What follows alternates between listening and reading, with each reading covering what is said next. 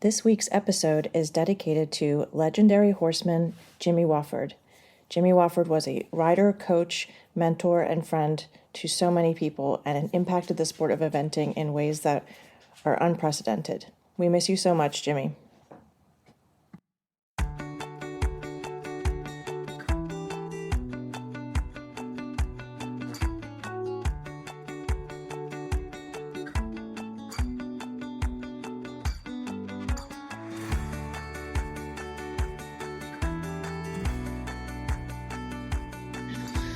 Hello, and welcome to episode 6 of OTTB on Tap. I'm Neve. And I'm Emily. Today we're going to continue our interview with Emily Kokobinski and talk about her adventures with her OTTB Alexander.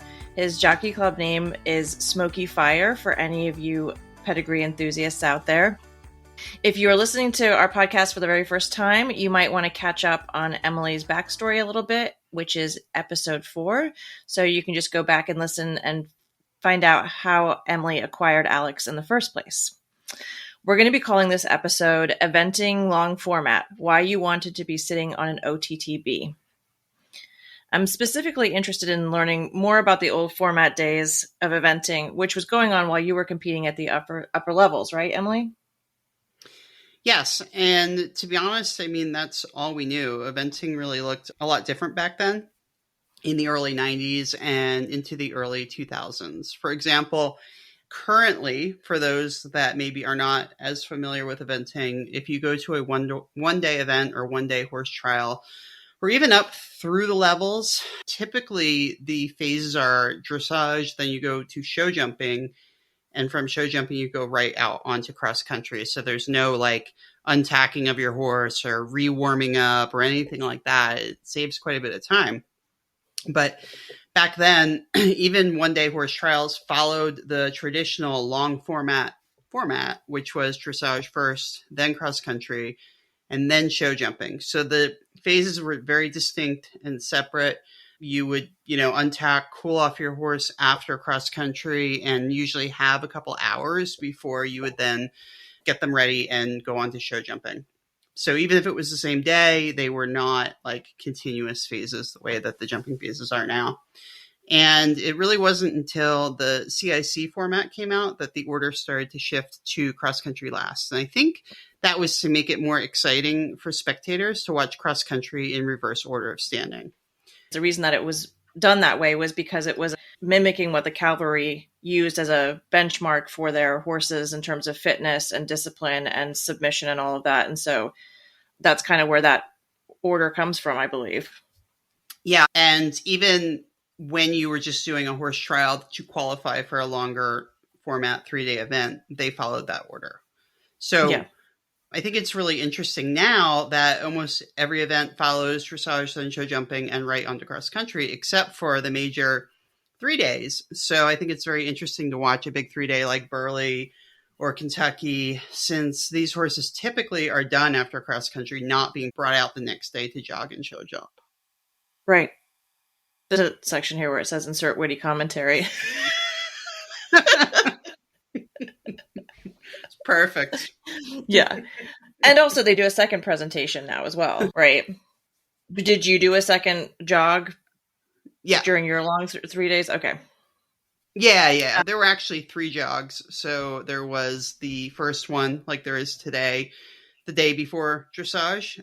And then you would also have to jog your horse on cross country day in the vet box after the first 3 phases and before you went out onto cross country. And then there was a third jog the morning of show jumping. Interesting. Okay, cool. Well, let's talk about some of the big long format 3 days that you did. I'm really excited to hear about the kind of prep work and training that you did beforehand. Yeah, sure. The first long format 3-day I did was the North American Young Riders Championship in 1997. Not to age myself, but I was 17. And my off-track thoroughbred, Alex, he was 6 years old. He'd been off the track about a year and a half. I guess kind of a go big or go home situation in my my younger years. And how did you qualify for your first long format 3-day? Sure. And I should clarify, we did the 1-star there. So the levels kind of changed a little bit more recently. So the 1-star level at that time was equivalent to the 2-star level today. So it was basically preliminary, give or take. And there really were no lower level for a 3-day at that time. That was the first time you experienced all these phases. And it was basically at the preliminary level. To qualify for a 1-star at the time, you basically had to complete 4 prelims with no cross-country jump penalties. Time penalties were allowed, and for those of us with one horse, we tended to not always go for time at every horse trial. I, in particular, knew I had the finances and budget barely for one horse not to have a backup, and I was really saving his legs for the big 3 days. And we were pretty sure he'd go advanced, so I didn't want to risk breaking him at the lower levels. Yeah, for sure. And then for this specific 3-day, which was the North American Young Rider Championships, or NAYRC, you had to apply with your USEA area and be selected. So I was by far the least experienced on the team. And I was actually the alternate until just before training camp when I got called up. I think it was like the week before, or maybe 2 weeks before at tops, that I found out that, I think it might have been the week before, that the top horse, or one of the better horses on the team, I think it had like an abscess or something like that and wasn't able to go. So they're like, all right, hope you're ready. But I had still done all the fitness work up until that point, which of course is a slight risk if we didn't get selected for the event. Right. And then you had to go do training camp, correct? Yeah. So we got to attend a 1-week training camp at Jimmy Wofford's farm in Virginia, which, I mean, it was just unreal. Like stuff that dreams are made of. To be able to go there for a week and keep your horse at the farm, train with Jimmy, was just incredible. I just want to throw in a little Jimmy Wofford quote here that I think really pertains to what we're about to talk about. It's in relationship to the long format, and he said, quote, "Your horse enters into the competition firmly believing in you and that you would not ask him to do anything he can't do. If he's not fully prepared, he will injure himself because of your lack of preparation." And I think that's going to be an interesting thing to think about while you are talking about the type of strenuous prep work that you did for these long format. Yeah, for sure. I mean, it was nothing to be taken for granted when you were prepping for one of these long format 3 days. And I should add that horses generally had the opportunity to do 2 of these per year. So you would do one in the spring and one in the fall. Occasionally, there would be one in the summer, which is what the Young Riders competition was. But I hadn't done a spring 3-day, and I don't think I was planning on doing a fall one either. So this was going to be our one shot that year, basically, to all of this fitness work and conditioning and training leading up to this one event. There were no backup events. There was no rerouting anywhere else, you know? That sounds like an awful amount of pressure, but at least you were prepared. But so you were at Jimmy Wofford's farm in Virginia. Does that mean that Jimmy rode Alex? Yeah, so he did. Alex was unbelievably difficult to ride. He was super tense, super hot, and super reactive. Interestingly, though, he never bucked or reared, and he actually was not at all spooky of anything until he started going advanced, and then became super spooky until a pain in the neck. But yeah, he was quite a character. He really taught me how to really ride on the flat and how important your position and your aids were. So even though our scores were usually pretty dismal, until we kind of progressed further into our career, we had a couple good tests. You know, I really learned how important aids were, positioning the horse's body in relation to where you were and what your balance was. So, you know, really important lessons to learn that I don't think you can unless you have a horse like that. He was never going to cover for me. He wasn't going to lie for me. I had to ask 100% correct. And even if I did, you know, maybe half the time he would do what I asked. So I was going to say that for your scores that you felt like you scored pretty well on, I don't think people could really appreciate how hard you worked to squeak out those extra points in a test on Alex. Yeah, absolutely. So I know Jimmy got on him during at least one of our flat lessons. I think it was just once. It's a long time ago. But I think people really just couldn't believe how difficult he could be, especially in those early days. He would just swing his hindquarters out and just run run through your leg, just fly through it. And once he started doing that, you had nothing. He was just going sideways. And, you know, you could, for as sensitive as he was, you could be kicking as hard as you could on that leg and he was still going through it. I have witnessed some video of this.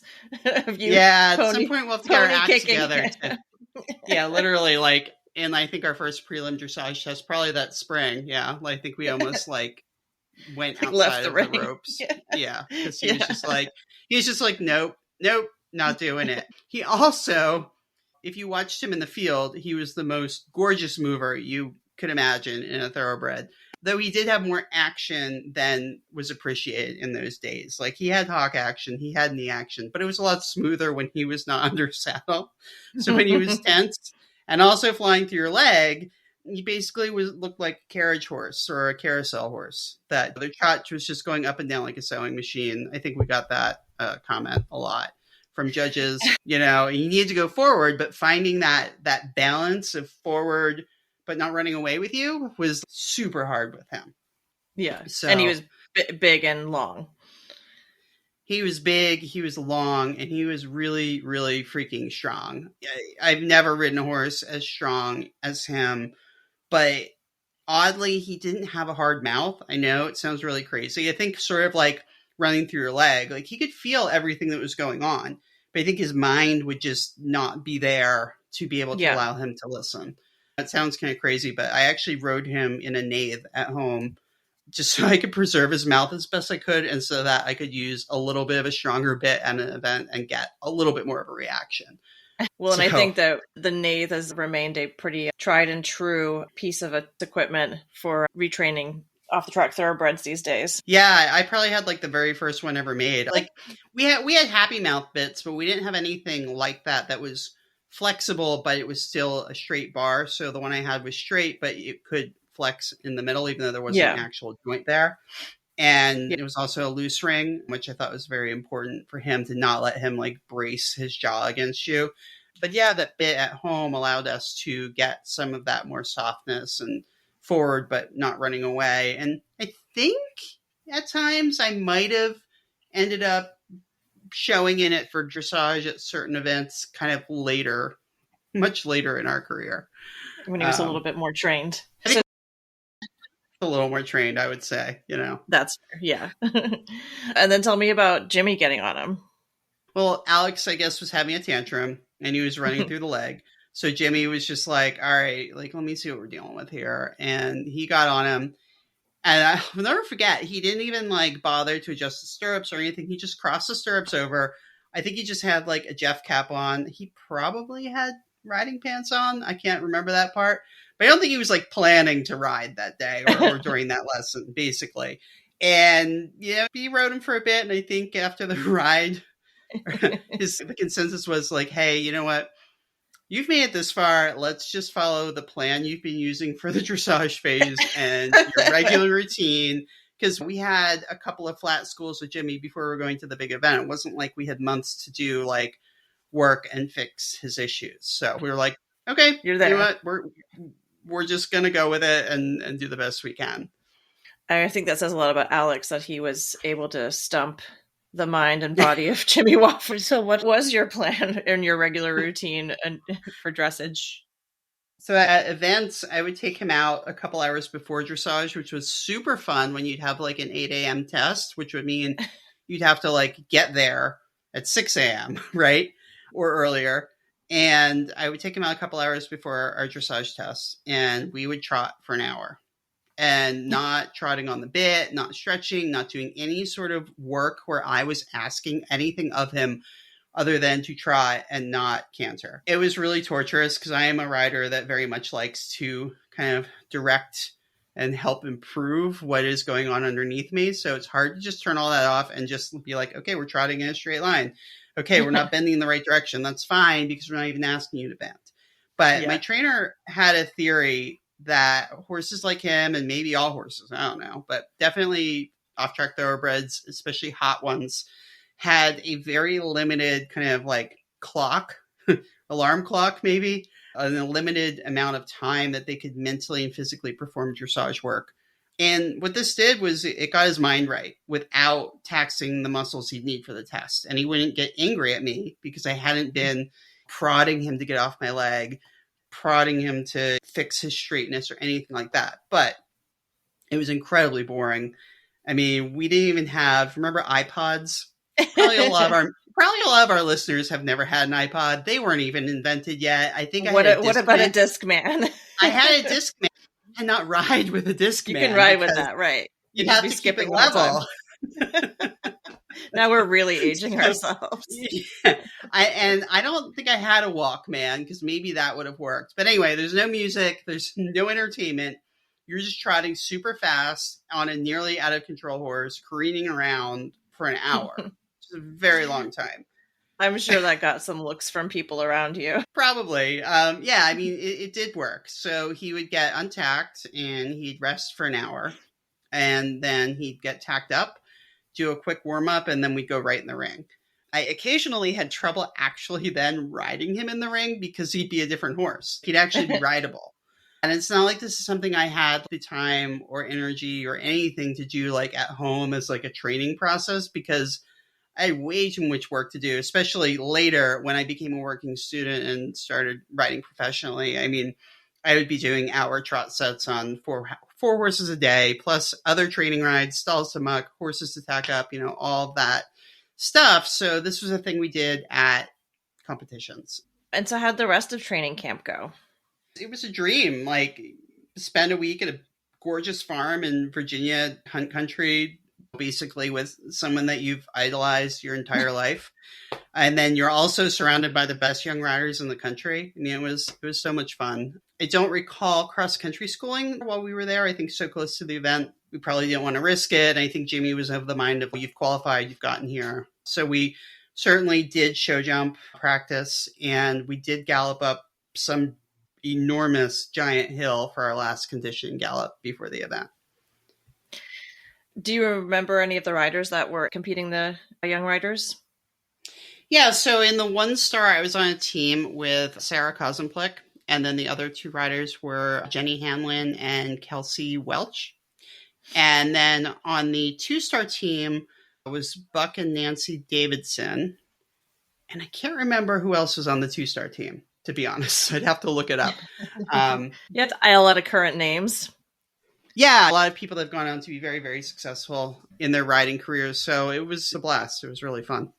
That's really cool.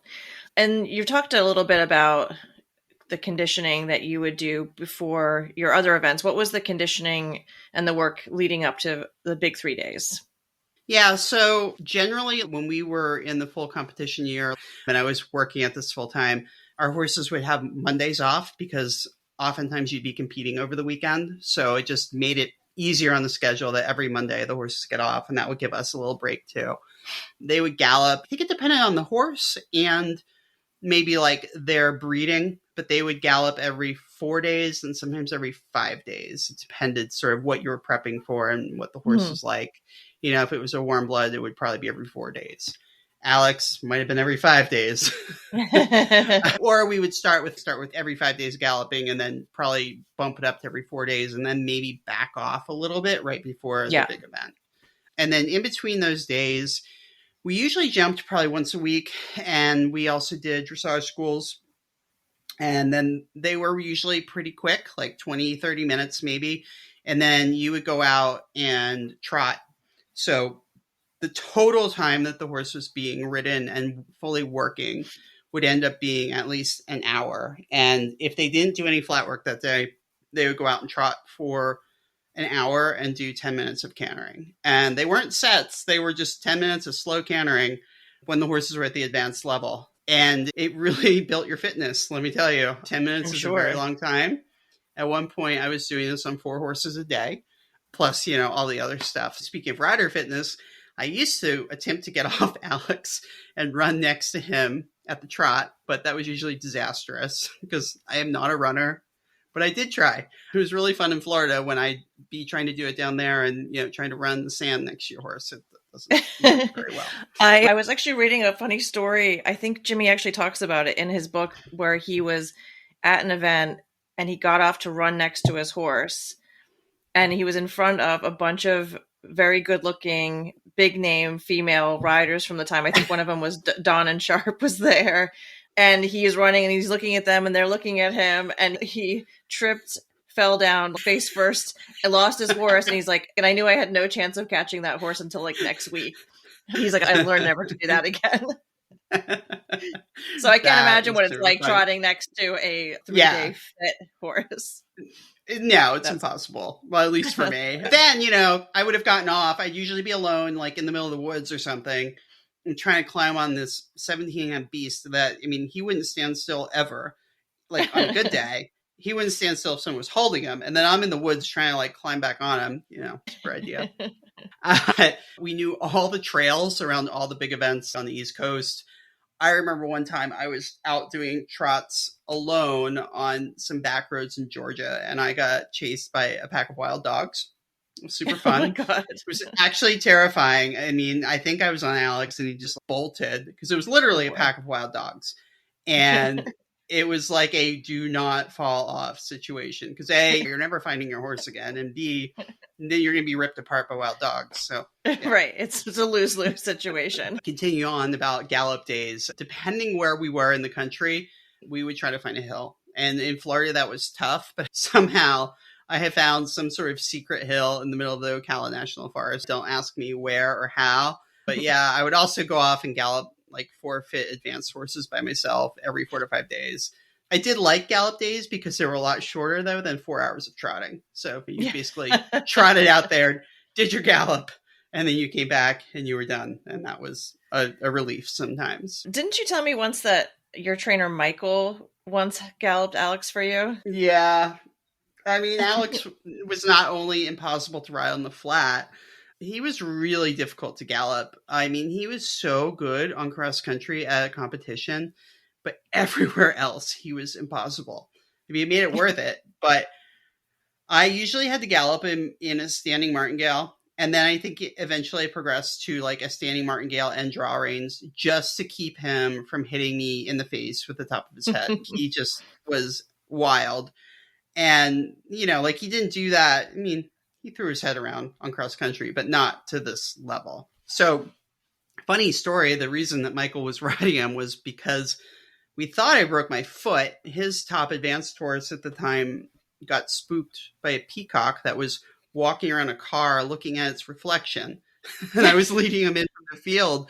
And this horse was like 17.3, and he jumped and landed right on my foot, on the top of my foot, and basically like crushed all the soft tissue in my foot. So I was out of riding commission, not for as long as you would have thought. Like, luckily it wasn't broken, but it was really swollen. So anyway, he decided to gallop him for me because we had an event coming up while all this was going on. And I got to the barn and he was just getting off of Alex. And he just basically like handed me the reins and shook his head and like walked away. I think he was just like, I don't know how you even do this. So I think that was probably the last time he rode him. Like I said, he really was no fun to ride at home. And people listening to this are going to be like, why did you even ride this horse? The reason was because when he saw a cross country jump, he was going to jump it. And I've never felt that before or since, to the level that he had the desire to get over the jump. And that's what I needed. Like, I knew if I wanted to compete at the top levels, I needed a horse that was going to jump the jump. And that's what he did. So getting back to your first long format 3-day, you've been called up to the Area 2 Young Riders team for the 1-star, now 2-star long format. And I think we skipped over this, but can you just break down what the long format was like for those who haven't experienced it? Yeah, it was really different. You still had dressage, cross country, and show jumping, but cross country day was actually called speed and endurance. So there were 4 phases. It was modeled after the cavalry test of horse and rider on the battlefield. So there was a lot more stamina required and, quite frankly, a lot more speed required in certain parts. And keep in mind, you did this all in one day. This was continuous. You had 1 10-minute break before cross country. So you started off on roads and tracks, the first section of roads and tracks. So this was like a 10 to 15 minute trot warm up for the next phase. Sometimes it was longer at the longer 3 days, but I think at the 1-star level, it was a 15-minute warm up. And it was a marked course. So it was usually like a trail through the woods or a path around the fields or something like that. But it was timed, and you had to go through certain checkpoints to make sure that you didn't cut any corners. But even though it was timed, the time was usually very generous for a fit thoroughbred. So you usually ended up kind of like walking a bit, trying to not get into, crossing the finish line too early, because then you'd have to stand around and wait before steeplechase, which was the next phase. Which you probably didn't want to be standing around waiting for steeplechase. No, you didn't. Not on any of the horses I rode, at least. So steeplechase was timed. And unlike what you might think of as steeplechase today being where there's a field of horses going at the same time, there was one horse at a time, thankfully. But similar. So usually it was on a track or close to a track or a field with hopefully good footing. It was usually on grass, as far as I know. And you had to basically get into a start box. Luckily, you could have a helper that would help you get in. In those days, the start boxes were 3-sided. You couldn't come in through the back like you now can. So you had to actually go in, turn your horse around, and then leave. And it was a very fast pace. I think it was between 640 to 690 meters per minute, depending on your level. And that's like more than 100 meters per minute faster than cross country. I think it's been described at like 3/4 racing speed, basically, if you want to think about how fast it is. So it's not full out racing speed, but it's not a lot slower. And then on top of that, there were usually 8 to 10 or so enormous freaking brush jumps. They were so huge, which was good, actually, because they were designed to be jumped at speed. So you could really just allow the horse to do the work. They were very forgiving. The horse could totally brush through them. They were not solid, but they were big. And you still wanted to hope you would see like a little bit of a stride to them at that rate of speed. At the end of steeplechase, once you got all the way around, and this would be 4 to 6 minutes. So it's not a full cross country course, but you're out there for a bit and you're going really fast. And at the end, there luckily would be a farrier, usually, because if you had a horse like mine, we almost always lost our shoes on steeplechase. And then you could also have helpers from your crew help sponge your horse off, wipe out their mouth, give them a little drink, give you a little drink if you needed it, and then hopefully get your shoes fixed on your horse if you needed to. Also, if you had any broken tack, I've known people that, have had stirrups break or a rein break or something like that, or maybe it got weakened, you could also swap those out. So you would have prepped all that. And we'll talk about that in a little bit. If you survived steeplechase, then you would go on to the second part of roads and tracks. And this was much longer. So it was still usually around like a trot pace. I want to say it was like 220 meters per minute. And it allowed recovery after steeplechase. But it was usually about 40 to 50 minutes or so long. So you're out there for a good chunk of time. And when you add it all up, by the time you would finish this phase, you've already been on the horse doing somewhat vigorous to very vigorous activity for at least an hour by the end of these 3 phases. I usually try to let Alex walk after steeplechase. It was usually kind of just like a losing battle because he just wanted to go. But if we could, we'd walk because he had such a big trot that making time here was never an issue. It was timed. It'd be a really silly place to get time faults, but it did happen. Sometimes you get lost because you kind of buzz around that once and kind of think, okay, yeah, we go from here to here to here. But think about that. On top of remembering your cross country course, you need to remember 3 other courses, basically, that were flagged with, not always the best kind of methods or most clear path. So it did happen that people would get lost, basically, and end up with unfortunate time faults here. And then, like I said earlier, sometimes some riders would get off and walk or jog next to their horse for this part, but I never attempted that in an actual event because that would have just been terrible. So after you finished all this riding, it's like the fun is only starting. And this is the part that most people ever saw was after this. But you'd go into what was called the vet box or the 10-minute box. And you'd be greeted by basically your pit crew that you had assembled beforehand. So friends, grooms, family members, coaches, extra hands, whomever you could basically get. And everyone had a little bit of a different rule of thumb of what they would do. But some people would actually like to take off their saddles and really cool the horse down, especially if it was hot. But you only had 10 minutes. And basically, you had 10 minutes to get the horse cooled down. They would take their temperature, pulse, and respiration when you came into the vet box. There would be vets there and techs that would do that.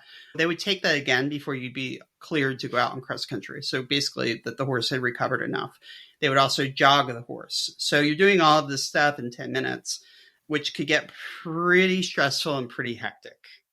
And the horse knows what's coming next, so they're probably pretty amped as well.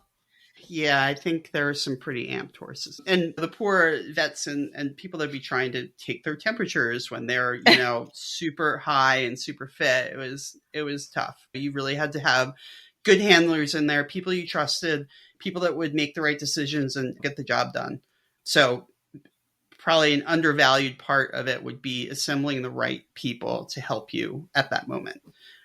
Hopefully you would be able to get a drink, maybe use the bathroom if you had to, and then review any last minute cross country plans. If you went later in the day, usually you would get some sort of updates about how a part of the course was riding, which is what happens today, but you'd be out on course for the hour before this. So it's not like you had the opportunity to watch as much as maybe you could today. So you would rely on updates, and there was no Jumbotron there or anything like that. So, so you'd make your final decision on your route. There was also a farrier there if you had any issues. And if they jogged sound, they were fit and ready to continue on the cross country. Your assistant would tighten up your girth and tighten up your overgirth, and you'd get legged up, and then grease would get applied to the horse's legs, and then off you would go to cross country, phase D. And you talked a little bit about the vet box and your team that supported you in the vet box, but how did you plan for what you needed in the vet box? So what were your essentials, and how did you learn what you should bring? It's funny, if you look at some of the older cross-country books, there'll usually be like a picture of the equipment on a tarp, like in the vet box. And I think I grew up reading those, so I'm sure I had like lists upon lists from day one of what I was going to pack in the vet box. But I also was in Pony Club, and it was really awesome prep for this because there's a lot of the stuff that you would have to have ready at a Pony Club rally. So the things that I personally would pack would be, the most important thing, I think, was a used set of your horse's shoes. So a set that like probably could have been reset if they needed to. You would ask the farrier to pull them for you, make sure they were cleaned up, straightened up. Then you would actually put the studs that you were using that day in those shoes, and you would bring them with you so that if your horse lost a shoe, they could just quickly tack that one on. It's already formed, it's already fitted, it fits, and you've got the right studs in there. So it really made that process very quick if you needed to do that. And then those would also go to the end of steeplechase. So your helpers had to go from wherever the end of steeplechase was with this equipment, which was very important, right? And then bring that to the vet box. So sometimes that was a little bit of a debacle because it might be miles away, depending where steeplechase was. So just another bit of kind of planning we had to do. And then just typical like cooling out stuff like water, sponges, scrapers, ice, usually an extra bridle, extra reins, any tack basically that might break, like stirrup leathers or a girth, extra boots for the horse, and duct tape, extra gloves for the rider because usually your gloves would be pretty soaked by this point. It'd be nice to swap them out if you could. And then a couple of other like fun little things we used to do was we would braid the very first bit of mane behind the bridle path, and then you loop a string through the top of the bridle's crown piece. And the reason being why was in those days, if you fell off, you could get back on and complete the course. But if you pulled the horse's bridle off while you fell off, you probably weren't going to be able to continue. So the thought being that would just help secure the top of the crown piece in case when you came off, you went to pull the bridle off. Yeah, that's a good trick. Yeah. And we'd also duct tape or electrical tape all of the keepers on the bridle for extra security. We'd put duct or electrical tape around the horse's boots. I do think that boot technology has improved a bit since then. But at the time, sometimes your Velcro would be getting a little older or get really wet and soggy and the straps of the boots start flying around. So this would just help prevent that. And then another thing that we did, which I'm sure eventers at the top levels probably still do now, but we would write all of our times on our arm. However, these would be all the times from 4 phases, minute markers for each of the phase. So it really got to be quite a lot written on your arm with a permanent marker. I think I've seen that in some videos and pictures of people competing in the long format. Their whole arm is just covered like it's like a big tattoo. I had a quick question. I don't think you mentioned it yet, but were you guys still having to carry a certain amount of weight when you were riding long format? I think that restriction got removed just before I started at that level. But yeah, there had been a weight requirement. Minimum, right? Yeah. Was it 160? Yeah, I think it was 165. So including your tack, I think at least your saddle, plus you and your riding gear would have to get onto scales. And then you'd have a saddle pad with lead weights that they would actually put lead. Wild. Yeah. And at the end of the event, when you got off across country, you had to pull that off and go through the scales and be that weight, which if you think about the amount that you were probably sweating, it could probably drop some you might drop a couple pounds, but yeah, I thankfully never had to deal with that. Gotcha. I think that was one thing that everyone was happy to see go away. And then some of the stuff that has been outdated because of the advances in tack design and stuff like that. So back then you guys had overgirths. How were those functioning and how are those different than how we do things now? Yeah, I mean, we didn't have monoflap saddles in those days. So the overgirth really did 2 things. It was a piece of, usually it was like a wool webbing. And if it was a good one, it had a piece of elastic on it it was a big strap. And it basically just went around your entire top of your saddle. And you thread it through leather straps on your girth, and then you would tighten that. So the proposed reason for it was if your girth or your billets broke during the stress of the competition, hopefully at least your saddle would stay on well enough to you could safely pull up. I don't know if anyone's girth ever broke and they continue with just the overgirth. That would be probably. But thankfully, I never had to deal with that happening. But later on, one of my jumping saddles, I had an older, very smooth flap jumping saddle. And the flap would actually creep up under my leg in midair, galloping or jumping. And so that helped just keep those flaps, because we had the double flap saddles, it helped keep those in place. It was a little more comfortable to ride in. But yeah, I don't think anyone uses an overgirth anymore. Yeah, I think the stress of the entire day was so much that it was just it's probably just not needed now because you're out in cross country for 8 to 12 minutes, something like that. Yeah. Much shorter. So, yeah, and then grease is still sometimes used today, but we would put it on the fronts of the horse's legs and sometimes up to the point of the shoulder. And the goal was, you ever see the old eventing videos with white on the horse's legs and up to the stifle on the hind leg? That way, if the horse got a little tired, maybe, hit some brush or hung their stifles on a drop fence, that hopefully it would help kind of slide over and not give the horse a cut. Or, no one was ever hopeful that it was going to save something horrible, but it was more of the next day we have to jog these horses up. If we can prevent any of those little nicks and cuts or things from irritating the horse, then this would help with that. But there was a big rule, which was one person handled the grease. It went on the horse after the rider was in the saddle, and then they don't go anywhere near the reins, the stirrups, the saddle, anything like that, because that would just be horrible. And then I have one last little tidbit for you of eventing oldies style, which was we would wrap our stirrup iron pads with vet wrap. So nobody had fancy stirrup irons. What were those? We had the old fashioned Phyllis stirrup irons or whatever. And vet wrap actually helped keep your foot in the stirrup when you're going through water. It still works today, as a matter of fact. So you can try it. Yeah, I was going to say, I'm pretty sure I've ridden in one of your saddles that still had the vet wrap on the stirrup irons. Yeah, before I went over to the dark side and got good ones.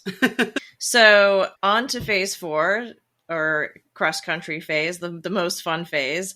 I was reading an article with Jimmy Wofford, and that was done for Practical Horseman not long after the switch to short format eventing, which I think he had a lot of opinions about in the beginning. And one of the things that really stood out to me was that he mentioned that if you had not ridden the first 3 phases thoughtfully, that you wouldn't be competitive in phase D. And he goes on to say that how you rode the first 3 phases, your awareness of your horse's physical and mental limits, and knowing how much gas you had left in the tank would help prepare you for phase D. What was that like for you? And do you feel like that resonates? Yeah, absolutely. It was really a true test of horsemanship, not only because of what happened at the event, but because of all of the conditioning work that you would have to do. You really got to know your horse. You were spending a lot of time in tack, and it wasn't just schooling or just goofing off. Like, it was regimented, and you learned better. Okay, this one gets tired a little more quickly. This one does this. So I think that totally resonates. And I think knowing that horse and what they were like would help you tremendously, especially in your first 3-day with them. I think after you do more, you kind of learn a little bit, but there's no way to prep for the amount of fatigue that the horse and rider would feel at the end of cross country. I mean, You can't get there without doing what we would be doing on that day. And what's tricky is you've got a tired horse and a tired rider. And how do you overcome that obstacle? Yeah. How do you know when to ask each other to dig a little deeper? Right. And also, and I'm not going to relate this to Jimmy, but I think that the feeling was a little bit more back in those days of you were to complete the course. Not that the horse's welfare wasn't taken into consideration. It absolutely was. But I think especially because you'd done so much preparation and there was so much riding on that event. And then if you didn't complete it, you would have to wait maybe a whole year before you could do another one. So there was a huge emphasis on getting across those finish flags. If you could do it, to do it. Which is why you'd want to be as prepared as you possibly could be. Yes, and it's also why you'd want to be sitting on an OTTB. Yeah, exactly. The stamina, the drive, the heart, the whole thing. Yeah. The cross-country courses then, I mean, now we're talking about cross-country courses that are a lot shorter and they don't cover as much ground. What were the courses like then? They were longer, and at a 3-day, well, for sure, at a 3-day event, the courses were longer, and they were usually pretty maxed out, though you would often have easier options that would take you a longer amount of time. I feel like that might be a little bit different now. There's still options. We were at Maryland recently, and you could see there's options at some of the more complex jumps. But I think back then, like, the options would take you, like, a serious amount of time, but the jumps would be quite small. So it would be not like the same question made smaller. It would be, okay, you have to like loop around here and jump something small and loop back. And it was definitely designed that if you had a tired horse, you could still get them home if you were smart about it. You were just going to pay the cost of time penalties, basically. Gotcha. But we also, a couple things, you could get back on after a fall, and the rider could even fall twice at a certain point. I know the rules were kind of changing as was progressing up the levels, but wasn't there a zone around the jump itself?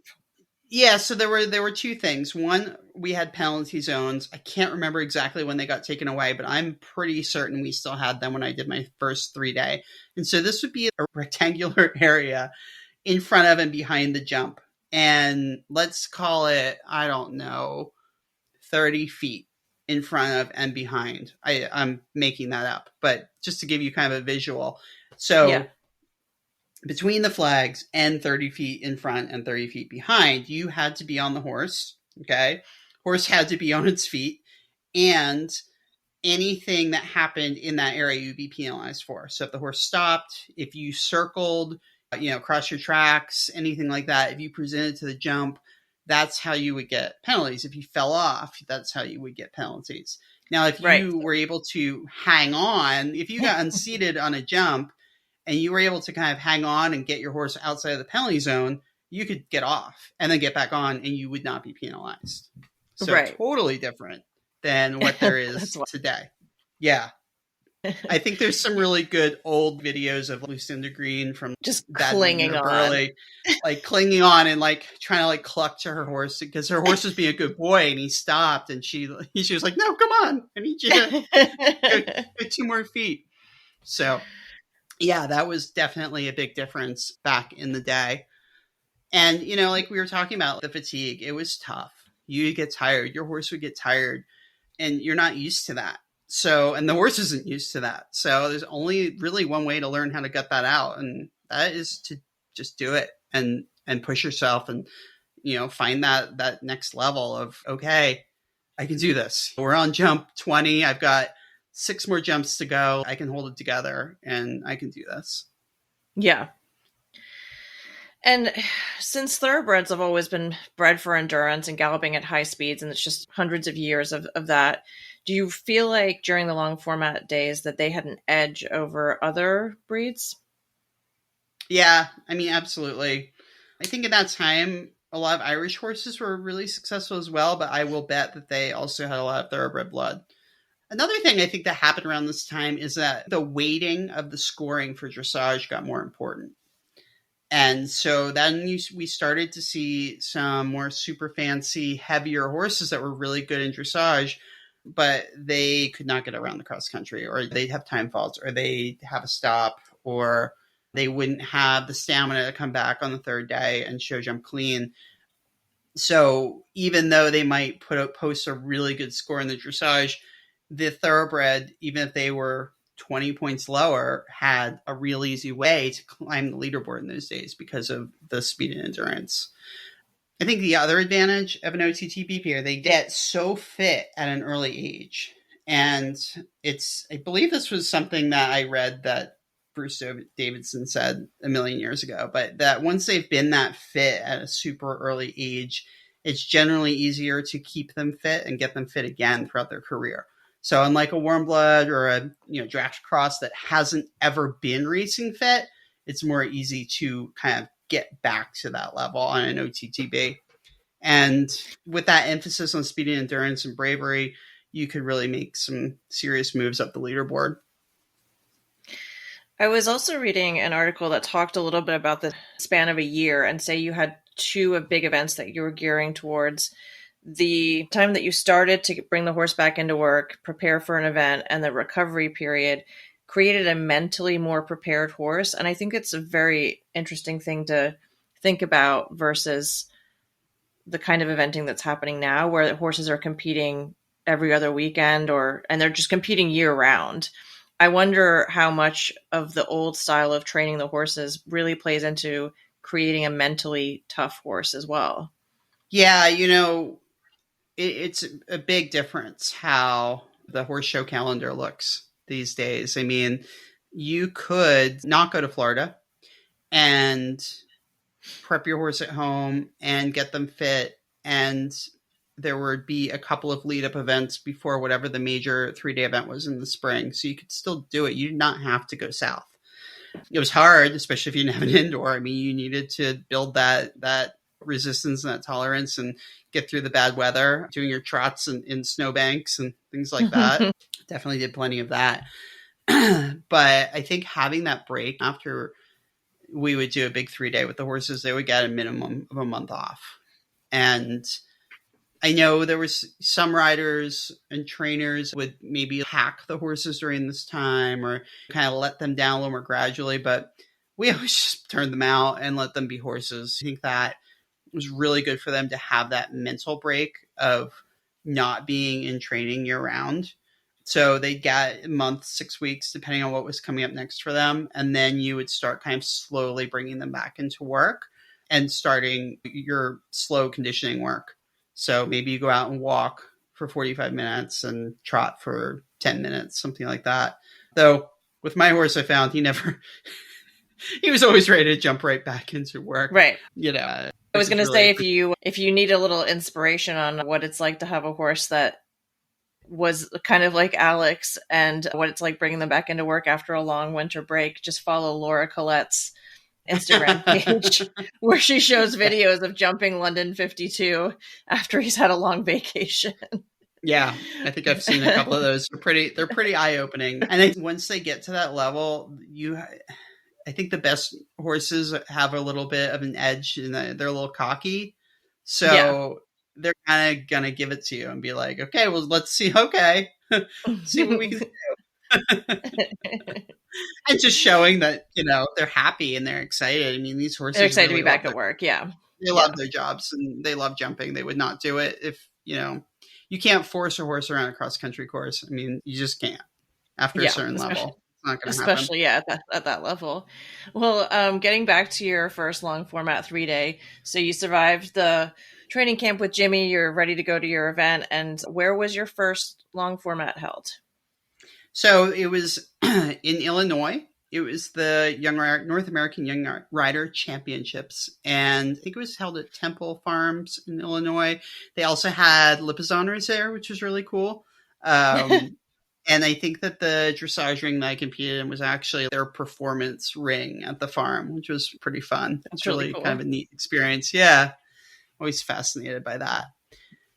And anyway, so we got there a day or two before the competition and got settled in before our first jog. Oh, the jog. Did you have any cool outfits that you wore for your first jog? I mean, wait, I think I've actually seen pictures from your first jog. I thought I looked all right, but well, now it's like a fashion show. I was no fashionista, even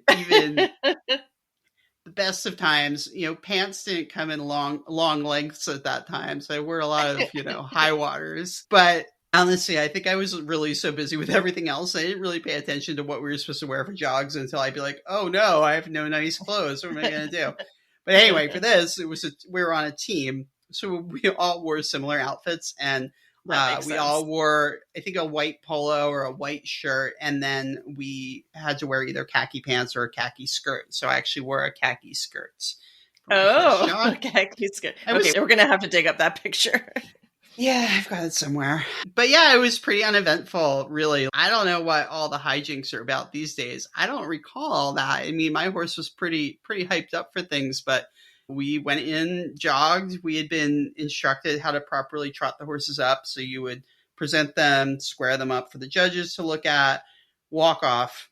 Once you're walking, pick up the jog, and then bring them back to a walk before you would turn, and you would be on the outside of the turn. So you turn to the right, and then make sure the horse is straight before jogging straight back, picking up the trot again. So yeah, I mean, it was pretty uneventful and no fashionista here. That is for sure. I read a fantastic quote by Jimmy in which he says, quote, "There's a moment when horses walk up to be inspected, stand in front of the ground jury, look over the crowd, and show us the look of eagles. I have seen this look all my life, and I've wondered why we see it so often with classic event horses. I think that look is not one of arrogance, but of knowledge. These horses know what they can do, and they know they're not afraid of doing anything but their best." I think it's safe to say that Alex had the look of eagles. Oh, yeah. I mean, I have a really great picture of him. I'll have to dig up from one of the first years that Plantation was held. And he's just looking over the cross-country course. And, I mean, you could just see it. Like, just that kind of that presence and that confidence. Yeah. And, I mean, it's such a perfect phrase for it, because until you see it, I don't think you can really describe it. Yeah. But, it gives me goosebumps to think about, Yeah, for sure. So how did you go about walking your courses? And did Jimmy do that with you, or did you have anyone that went with you guys when you did that? Oh yeah, for sure. Usually there would be like an official course walk, and a lot of times, and that would be like the whole group. So all of the riders from the competition with probably the TD or members of the ground jury. A lot of times they would take you around in trucks, hopefully, or some sort of vehicle around roads and tracks. So you didn't have to walk the whole thing. Be out there for hours. Although usually we would walk it and wheel it too at some point during the week leading up. There was a lot of walking going on. Nobody, we didn't have mopeds or little bikes or anything like that. So, but yeah, I was super nervous. I had a lot of faith in my horse. I think at this point, the only issues we'd had on cross country were with drop steps that he'd never seen before. He just didn't get it, that you had to drop down once and immediately drop down again. I think we had to stop, and then I think I took him and went down the lower step first, and then we did the whole thing. And anyway, and occasionally he could peek at water, I think, leading up to our first 3-day. It wasn't like the most natural thing for him in the beginning, as it isn't for most horses. So other than that, though, when he would see a fence, it was like you were riding like a giant magnet or something. Like he would just be pulled along, like literally, like if you have to, you have two magnets, you can feel like the polar energy. That's what, but except that it was pulling you towards it, not away from it. It was a crazy feeling. Like you just knew once he locked onto that jump that he was going to jump it. And, minus those drop steps or a few things throughout his career that he hadn't seen, like usually we were on the other side as soon as we attempted. So I can't recall exactly like during that week when we saw the course for the first time, but from what I remember, it was a pretty big course. There were 2 proper water jumps with drops into the water, which I don't think we had even done that in a competition. We definitely jumped into water, did drops, things like that, but these were proper, pretty big drops in the water. And then there was some big brush fences I was worried about that needed to be jumped on an angle. There were several corners. I think one was 2 steps up to a corner. And then there was a corner with a bounce option, there were like, and it's funny it's too. A real deal. We had bounces on courses back then too, which I don't think you necessarily see all that often anymore. But I do remember we walked the course with Jimmy, and I think he wheeled it with us. So we would know each minute on course where we should be in order to make the time. Gotcha. Well, first you had to get through the worst part, dressage with Alex. So how was that? And what was the environment like? Were there a lot of people there watching? Was the warm-up wild? It's kind of funny. I don't remember the warm-up at all. I was thinking about this earlier today. So I stuck to the plan. We did our pre-ride where I went out and trotted forever. And the test was ridden in a really pretty arena. Like I said, I think it's where they actually did the performances for the Lipizzan stallions at the farm. And, there were some spectators there. It wasn't like a huge spectator event, but other riders, trainers, coaches, their friends and family, that sort of thing. And we actually pulled off probably a better test than anybody would have thought going in. As far as our training process went, I remember that everybody was pretty pleased with it. We weren't expecting me to go in there and place high after dressage. But, the trot work was steady. He was obedient. He was consistent. Canter transitions were, a little exciting as they remained for the remainder of our career. But it really was a sigh of relief. I thought we went in there and did as professional a test as we certainly were able to. And I was on a team, so did not want to let my team down. That was really important. So I was pleased. Just to kind of follow up on the whole team aspect, was it a team where you dropped a score? It was run along the lines of the Olympic format of the time, whereby one horse and rider's score after the event was completed would be dropped. I think that's right. And once you had dressage all done, did you feel a sigh of relief, or were you kind of then getting into your mental game for the next day? I think probably a bit of both. I think that I was really excited because we had performed as well as or exceeded what we thought we could do in dressage. And I was quite nervous about the course. Like, this was our we had done 5 prelims, I think, leading up to this. And one of which was the drop step episode where we had to stop. So we had 4 clean prelims, but this was a championship track at that level. So yeah, I was nervous, and I was getting onto my let's walk the course 500 more times and figure out what the heck we're doing. But you knew you were on a cross-country horse. Yes. Like I said, I had a lot of confidence in him. I knew that was our opportunity to shine. I also was nervous because I had never ridden roads and tracks or steeplechase and really had no idea what to expect, but we'll talk about that when we get there. And where were you in the order of go for the team? I was second or third. I can't recall, but I certainly wasn't first or last. The rider that went behind me was on a more experienced, I think she and the horse had gone intermediate a few times. So I think they were in the fourth cleanup position. So how did the first 3 phases go for you? Yeah, so we started off, as we were talking about, with roads and tracks and then steeplechase. One thing I should have mentioned was that the steeplechase course at this farm was on a beautiful grass track that actually had like a white PVC inside rail, like a racetrack. I think it had rails on both sides, to be honest. I'd have to look at the video, but definitely had an inside rail. And our phase A of roads and tracks was actually looping around the outside of the racetrack while the other horses were galloping on steeplechase. So it was tough to even get him around phase A because he was so excited and he knew exactly what he was there for. Like, it was really crazy. Like, we got into the start box for steeplechase phase B and he took off so fast out of the start box. I almost fell off backwards. Like, I'm not joking. I had never felt anything like that before. I was like, it was like a rocket. It was literally like a rocket.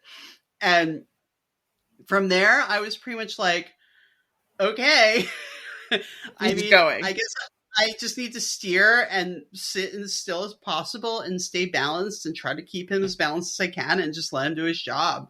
I hadn't ridden steeplechase before. It wasn't even a thing yet to go and practice. You know, I know that they do clinics now and things like that, but we all just kind of winged it back then. I went 1 minute and I was like, oops, I went really way too fast. Okay, now I know I have to go slower. Looking at my watch. I'm at the minute marker and my watch hasn't beeped yet. Oh, whoops. So I just knew I had to go fast, but not that fast. Maybe not that fast. Yeah. So we were like way up on the clock at the first minute marker. I think we were 20 or 30 seconds up on the clock, which I don't even know if that's possible. But at some point on that steeplechase course, we were way, way, way faster than we were supposed to go. But I thought I was trying to slow him down. I don't think I actually knew what that meant at the time. That if you watch the video, I'm just like tucked up there and going around with him. I'm kind of thinking it's fun, probably. / terrifying. But the other thing that I don't know if we mentioned in the first episode about Alex, but he was a roarer. He made a very serious breathing noise and he had at least a partially paralyzed flap, and I had not done wind surgery on him yet. So it always makes me kind of chuckle when someone that's buying a thoroughbred is like, oh, it can't have any wind issues or anything like that. Here I went up to advanced on a horse that roared before we did that's just what we did in those days. Yeah. So. And what was it like galloping that fast and jumping those big steeplechase fences? I was pretty scared of them. The cool thing was Alex just saw the rail and he just knew his job and he just went right over to it. So at least we saved ground. I mean, maybe that's how we were so under the time. I don't know. I was hanging on. It was just like, okay, we're going to do this.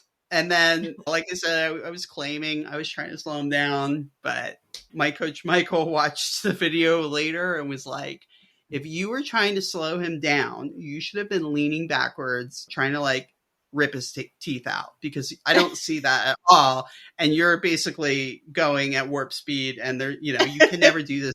I got quite a talking to about what I did there, by the way. Oh boy. but you survived. I survived. He survived. He eventually started to get tired, and we still ended up well under the time allowed. I mean, he just had an unreal stride. Like, I had never felt anything like this. I don't even know how to really describe it, except that you just felt like you were like suspended on this big bridge, and then occasionally they would touch the ground and push off again. So it was just like leap, leap, leap, but on a freight train, but a really kind of fun one. And the jumps are just wild. The first few, he did these huge leaps over them.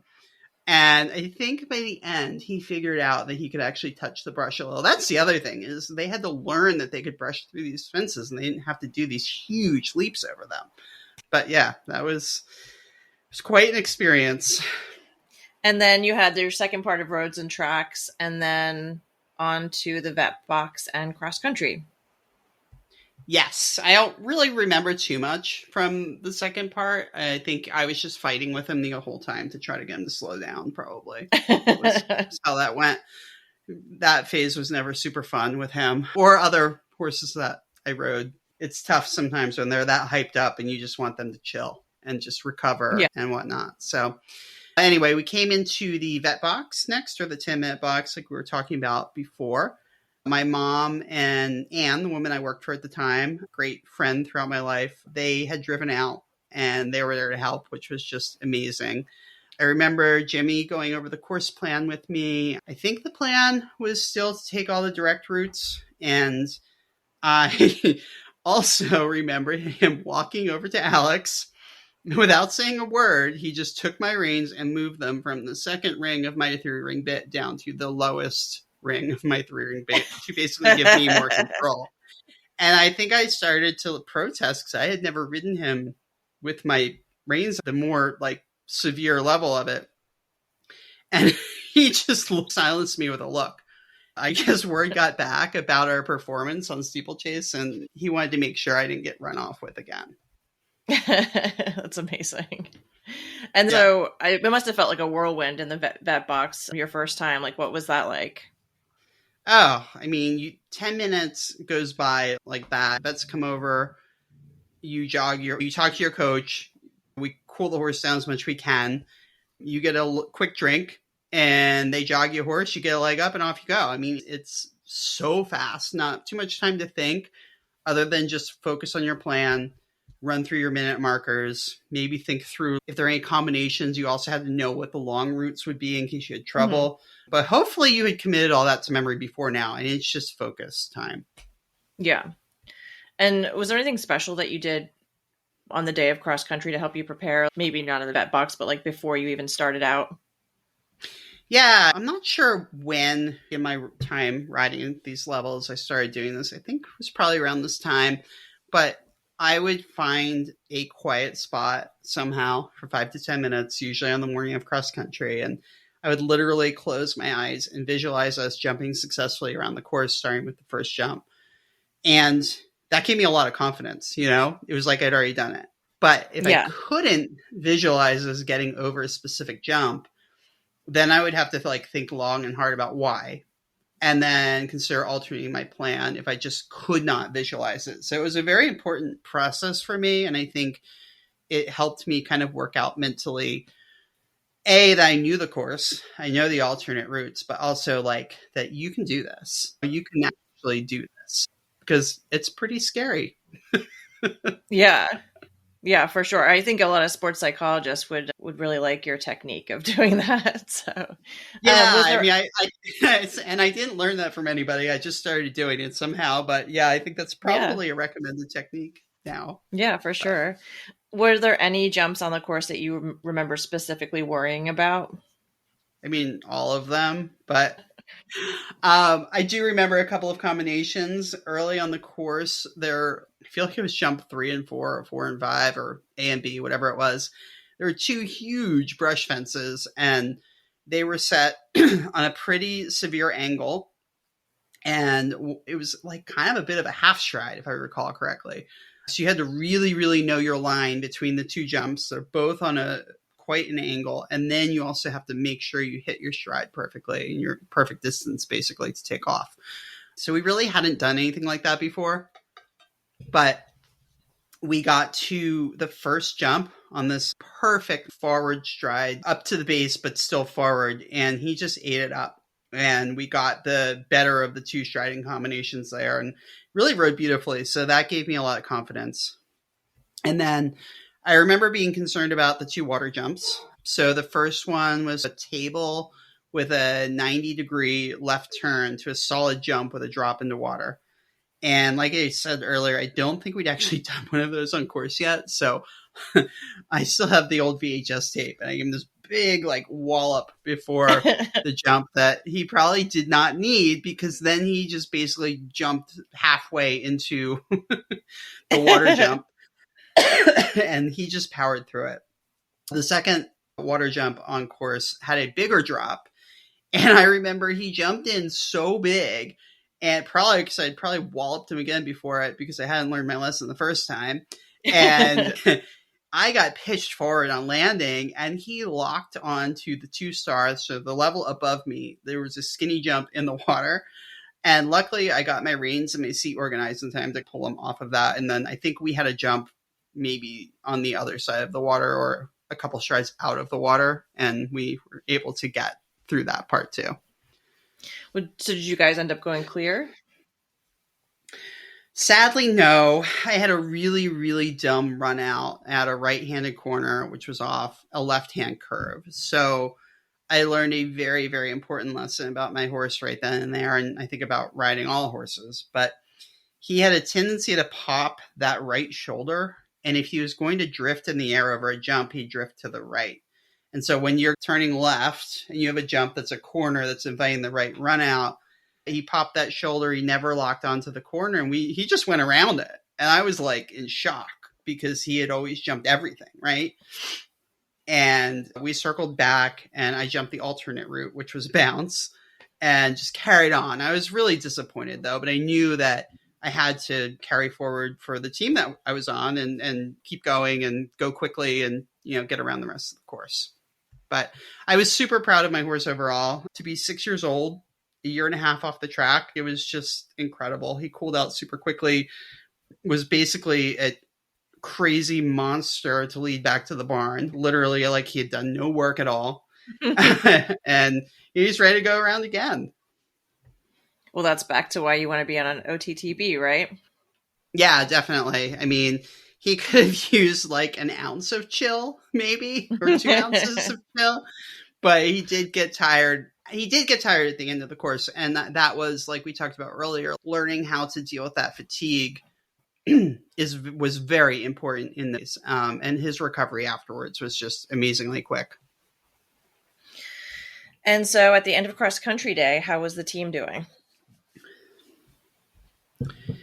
I don't remember exactly where we were sitting in the standings going into the final day, but I know that 2 of our riders went clear on cross country. I, of course, had 1 stop, and the 4th rider had 2 stops or runouts actually at the same corner I had trouble with. So all of our horses luckily recovered well, and they were all fit and happy to continue, which was great.